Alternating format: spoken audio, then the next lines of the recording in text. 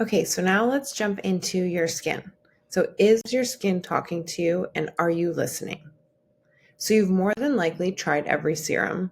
You've cut out all the foods, followed the gut skin axis advice to a T, but your breakouts, your eczema, the random flares, they keep coming back. If your skin feels like a battlefield, it's time to look at what your body is actually trying to say. So, the skin symptom myth. So, we've been taught to treat skin flares from the outside. So, with things like lotions, antibiotics, steroids, topicals.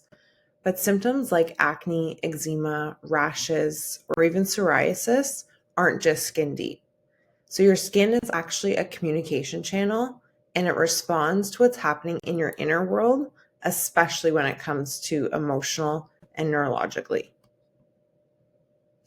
So, what skin flares mean?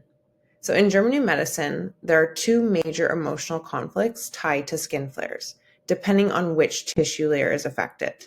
So, there's either the epidermis or the corium skin. So, the first one is a separation conflict. So, a separation conflict affects the epidermis skin. So, that's the outer layer of your skin. And this is most common when you experience an emotional separation, either wanting more contact or wanting to push away some contact. So that could be someone or something. So you might feel rejected, abandoned, or like someone you love is out of reach. Or conversely, you feel smothered and want that distance. So during the conflict active phase, the skin becomes numb or dry. But then once the situation resolves, it's like reconnecting with someone or finding closure. The body repairs the skin. So this is what triggers symptoms such as itching, redness, or eczema. Now, the second type of conflict is an attack conflict. So an attack conflict affects the corium skin. So that's the deeper layer of your skin. Now, this one often shows up in more intense symptoms. So things like cystic acne, inflamed rashes, boils, or psoriasis. So it comes from feeling attacked, violated, or wounded. So this can either be physically or emotionally. So think things like harsh self-criticism, like my skin's disgusting, feeling judged, bullied, or even stared at, shame over appearance, being touched in a way that felt violating, even surgeries or injections can trigger this kind of conflict. So in the conflict active phase, the body creates additional tissue and cells created to protect. So you want to think like a thick skin. And then in the healing phase, the body breaks down that extra tissue, which shows up as eruptions, inflammation, irritation, pus, and acne-like symptoms.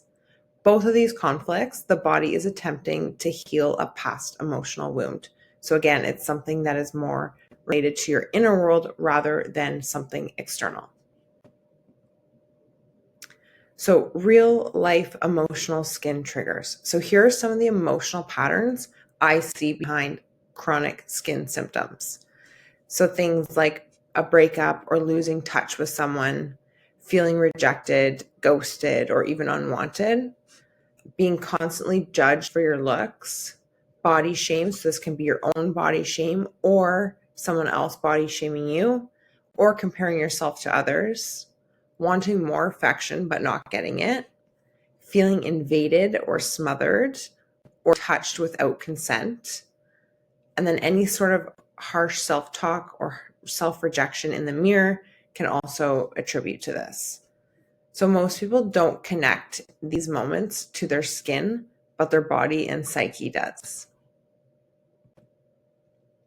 So what actually helps? So true healing happens when you stop suppressing the symptoms and start supporting your body through that healing phase. So we do this by one, identifying the emotional root. So whether that be the separation or the attack, shift from shame to self-trust. So stopping that cycle and really supporting yourself with the trust that you need. Support detox and skin repair through nourishment. So again, using those resources to help support your body as a mechanism rather than the answer. Regulate your nervous system to stay out of that panic during flares. So when your skin flares up, not to panic and jump to conclusions. And then finally, speak to your body like it's on your side. So work with your body rather than against it. And then now just a reflection prompt that I want you to think about. So think back to when your skin first flared. Was there a situation where you felt deeply rejected, judged, or emotionally exposed? So was this a breakup, a harsh comment, a moment that you felt unsafe or unseen?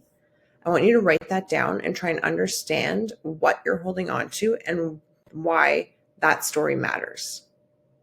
So your skin is not attacking you. It's trying to protect you. And the more you understand its language, the more empowered you'll be to support it. Now, if you want personalized support with your skin story, book a free one-on-one call below, and I'm happy to walk through it with you.